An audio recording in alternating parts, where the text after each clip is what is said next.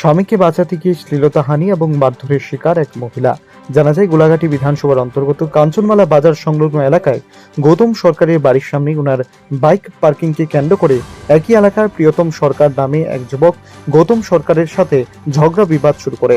পরে প্রিয়তম সরকার নামে যুবকটি তার দুই বন্ধু পিন্টু দাস এবং রাকেশ দেবনাথকে ফোন করে ডেকে এনে তিনজন মিলে গৌতম সরকারের উপর আক্রমণ করে।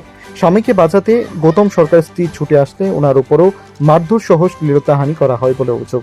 এই ঘটনায় রবিবার দুপুরে গৌতম সরকার স্ত্রী আমতলী থানায় দ্বারস্থ হয়ে অভিযুক্ত প্রিয়তম সরকার, রাকেশ দেবনাথ এবং পিন্টু দাসের বিরুদ্ধে মারধর এবং শ্লীলতাহানির অভিযোগ এনে লিখিত আকারে মামলা দায়ের করেন। আমতলী থানা পুলিশ তাদেরকে আশ্বাস দিয়েছেন গোটা ঘটনাটি তদন্ত করে আইনগত পদক্ষেপ গ্রহণ করা হবে। ঘটনাটা কি হয়েছিল? আপনারা কি লেগে আইছেন এখানে?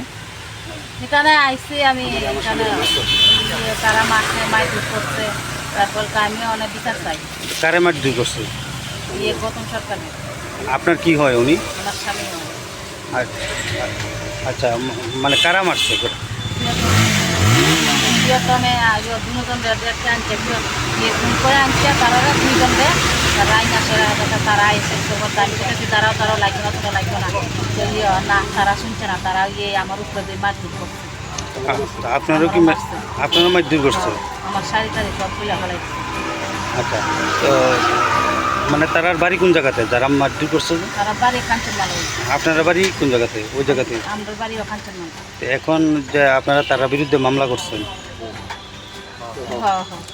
তো পুলিশ কিটা কইছে? পুলিশ কইছে আমরা দেখো মোহনে আমরা কি চান, আমরা বিচার চাই।